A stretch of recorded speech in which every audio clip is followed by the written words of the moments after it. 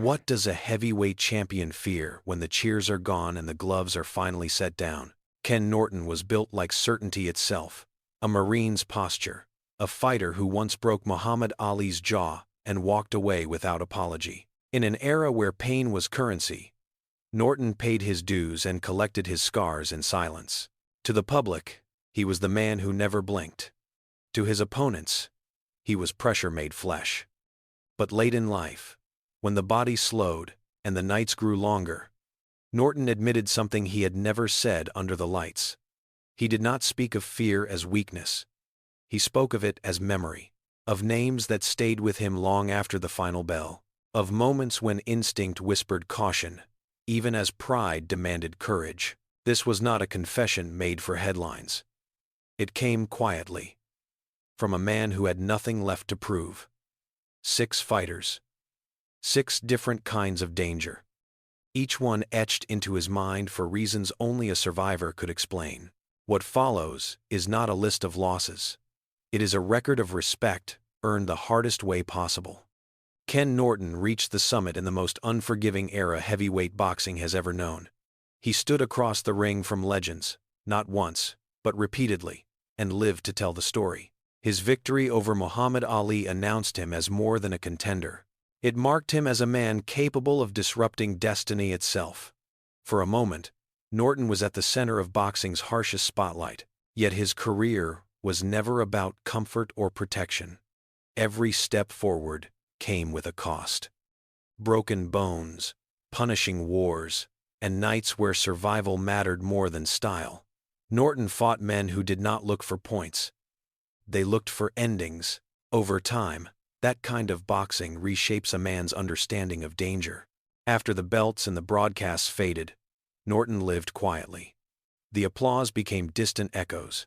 In his 70s, he passed away without scandal, without noise, leaving behind a reputation carved from endurance rather than excess. Only then did the truth settle in. Norton understood that fear, in its purest form, was not cowardice, it was knowledge. The awareness that some opponents carried risks no training camp could fully prepare you for. And so, before the end, he finally acknowledged the names. Who were the fighters that truly made Ken Norton hesitate? And which ones still surprised even those closest to him? Number 6. Larry Holmes. Larry Holmes was the name that surprised most people when Ken Norton finally admitted it. Holmes did not look frightening in the traditional sense. He did not carry the menace of Liston or the raw destruction of Foreman. What unsettled Norton was something far more precise: control. Holmes fought with a calm that bordered on indifference, and that calm never broke, no matter how chaotic the moment became. Norton understood early that Holmes was a problem you could not rush. His jab was not just a punch, it was a boundary.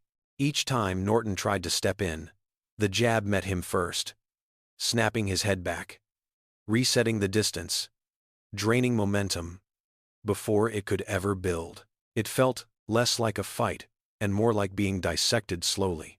What made Holmes truly dangerous was patience. He did not chase knockouts. He let frustration do the work for him. Norton later admitted that this was the kind of opponent who aged you mentally. Round after round, Holmes made you feel late.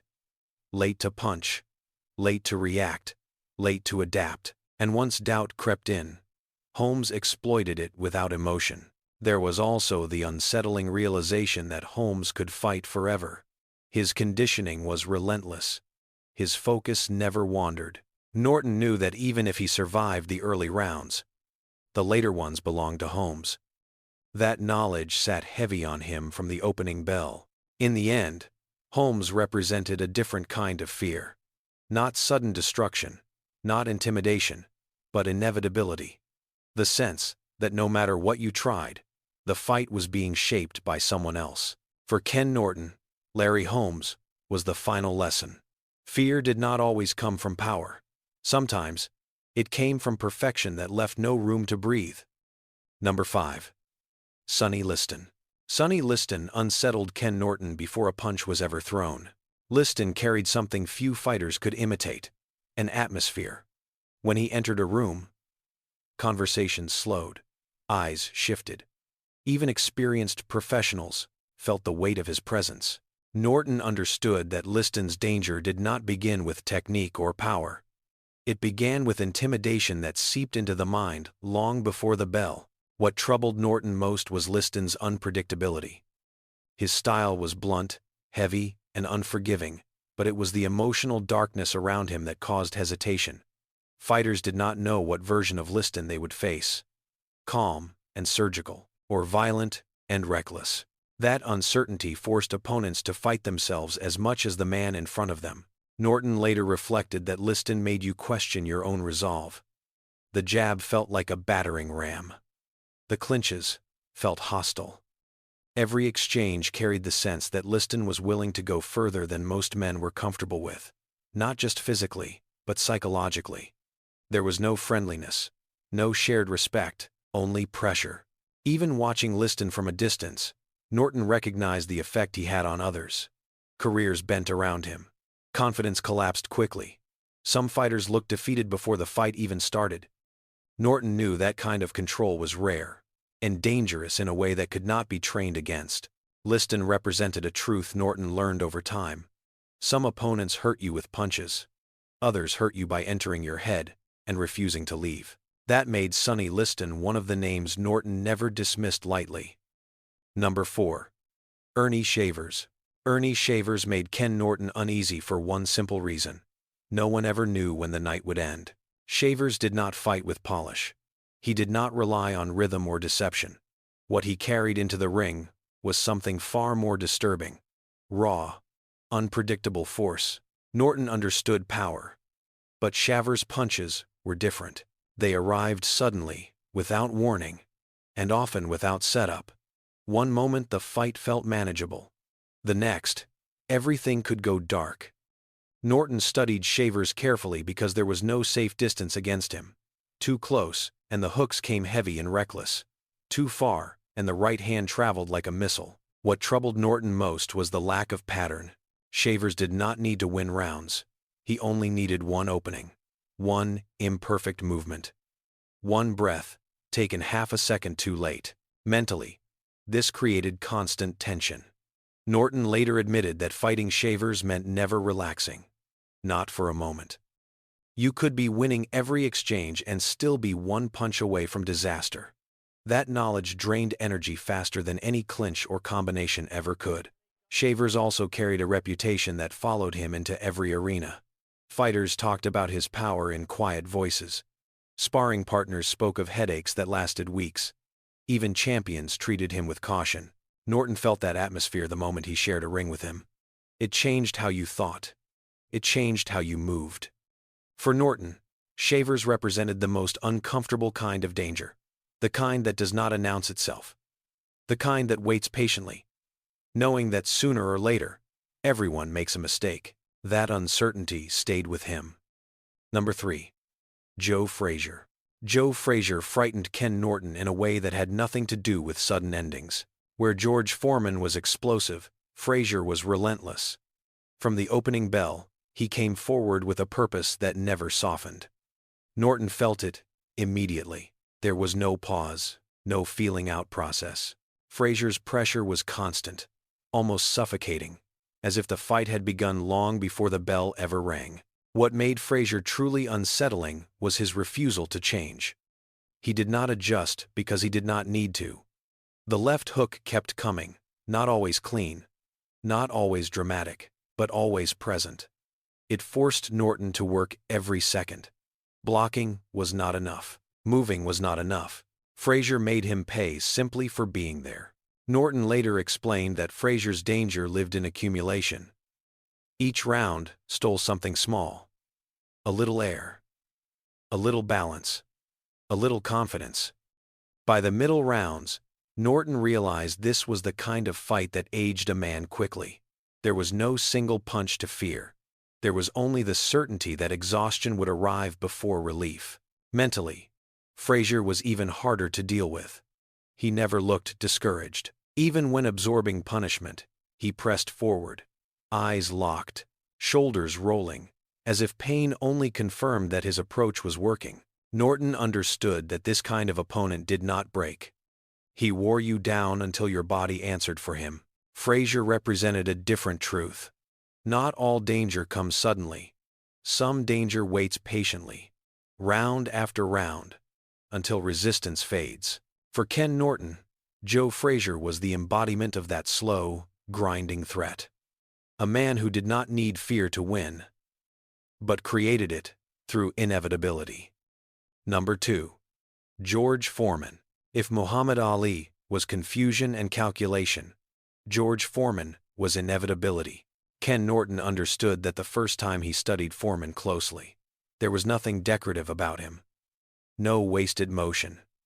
No rhythm meant to deceive. Foreman walked forward like a natural force, and every step carried the promise of damage. Norton knew power. He had felt it before.